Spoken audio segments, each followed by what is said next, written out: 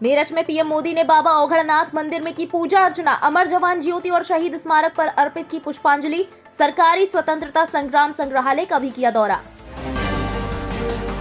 प्रधानमंत्री नरेंद्र मोदी ने मेरठ में मेजर ध्यानचंद खेल विश्वविद्यालय की रखी आधारशिला। 91 एकड़ में 700 करोड़ रुपए की लागत से तैयार किया जाएगा खेल विश्वविद्यालय। पीएम ने खिलाड़ियों से भी किया संवाद। मेरठ में पीएम मोदी ने विपक्ष पर साधा निशाना। कहा, पिछली सरकार में अपराधी खेल खेलते थे, आज योगी माफिया के साथ जेल जेल खेल रहे। पहले की सरकारों से यूपी में, जब पहलों की सरकारें थी तब यूपी में अपराधी अपना खेल खेलते थे, माफिया अपना खेल खेलते थे। पहले यहां अवैध कब्जे के टूर्नामेंट होते थे।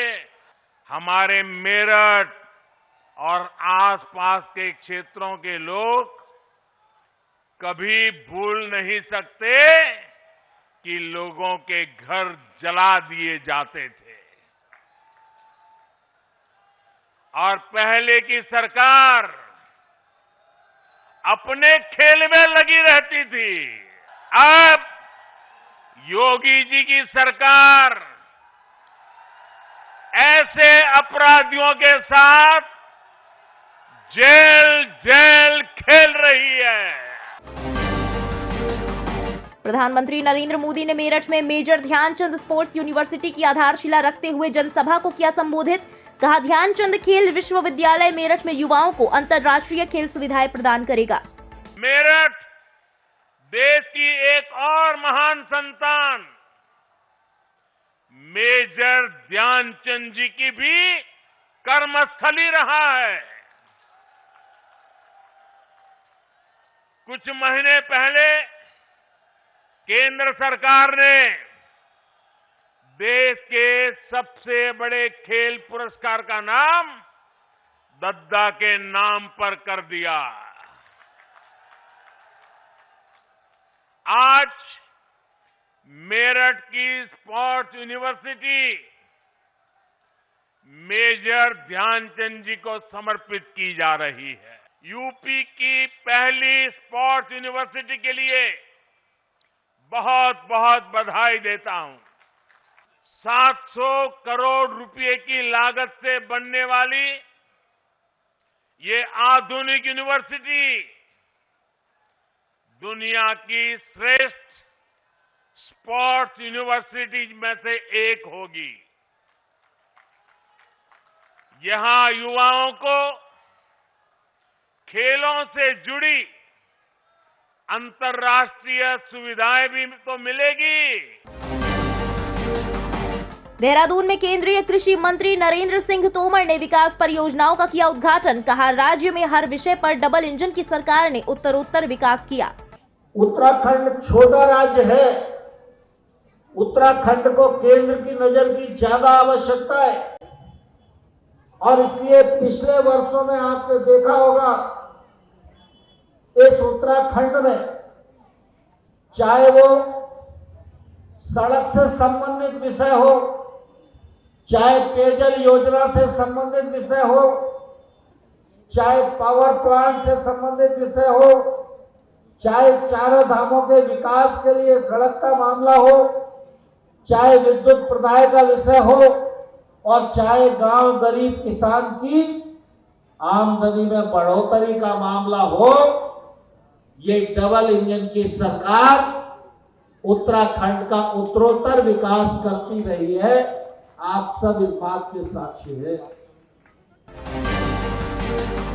कोरोना और ओमिक्रॉन के बढ़ते खतरे को देखते हुए हरियाणा सरकार का बड़ा ऐलान। गुरुग्राम सहित 5 जिलों में सिनेमा हॉल, मॉल 12 जनवरी तक बंद। नई गाइडलाइंस जारी। कोविड जिस ढंग से फैल रहा है उसको रोकने के लिए पाबंदियां लगाना आवश्यक है। सरकार ने नई पाबंदियां लगाई हैं। जिलों को 2 हिस्सों में बांट दिया। जिनमें ज़्यादा संक्रमण है उनको एक कैटेगरी में रखा है। उसमें गुड़गांव, फरीदाबाद, सोनीपत, अंबाला, पंचकुला है।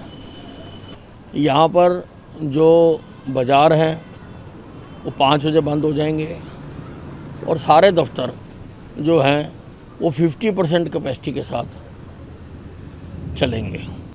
बिना वैक्सीनेशन के लोगों को दफ्तरों में, बैंकों में, बैंक्वेट हॉल में, रेस्टोरेंट में या जहाँ कहीं भी ज़्यादा एकत्रीकरण होता है वहाँ पर जाने की इजाज़त बंद कर दी गई है।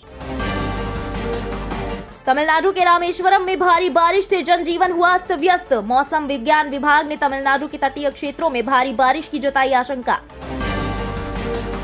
छत्तीसगढ़ के मुख्यमंत्री भूपेश बघेल का ओमिक्रॉन को लेकर बड़ा बयान, कहा घबराने की जरूरत नहीं, राज्य सरकार ने किए सभी इंतजाम। छत्तीसगढ़ में कोरोना बढ़ रहा है, कुछ शहरों में बढ़ा है, जिसमें रायगढ़ है, रायपुर है, कुछ सैंपल के रिपोर्ट आए हैं जिसमें ओमिक्रॉन नहीं था, लेकिन ओमिक्रॉन होगा तो फिर उसके हिसाब से भी ट्रीटमेंट होगी, लेकिन ऐसे कोई घबराने जैसी स्थिति नहीं है और सारी व्यवस्था राज्य सरकार की ओर से की गई है।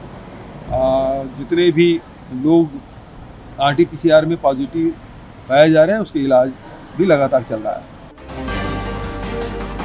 सीएम पुष्कर सिंह धामी ने देहरादून में विकास परियोजनाओं की रखी आधारशिला। इस दौरान केंद्रीय कृषि मंत्री नरेंद्र सिंह तोमर भी रहे मौजूद। सीएम धामी ने कहा केंद्र के सहयोग से पिछले 5 सालों में राज्य में कई योजनाओं का हुआ शुभारंभ। हमारे देश के यशस्वी प्रधानमंत्री जी के नेतृत्व में लगातार उत्तराखंड की एक विकास यात्रा भी आगे बढ़ रही है। उन्होंने जहां यहाँ 18,000 करोड़ की योजनाओं का लोकार्पण और शिलान्यास किया था, वहीं हल्द्वानी में 17,500 की करोड़ की योजनाओं का लोकार्पण और शिलान्यास किया था। और सब मिलाकर पिछले 5 सालों में 2017 से लेकर 2022 के बीच में 1 लाख करोड़ से भी ज्यादा योजनाओं का लोकार्पण और शिलान्यास यहां उत्तराखंड के लिए हो गया है। जम्मू कश्मीर के कुपवाड़ा में घुसपैठ की कोशिश नाकाम। सुरक्षा कर्मियों ने एक आतंकी किया ढेर। आतंकी के पास से एक AK-47 और 7 ग्रेनेड बरामद। इसी के साथ इस वक्त की टॉप 10 खबरों में बस इतना ही। देश और दुनिया की बाकी तमाम खबरों के लिए सब्सक्राइब करें इंडिया पब्लिक खबर के YouTube चैनल को। वीडियो को लाइक करें और ज्यादा से ज्यादा शेयर करें।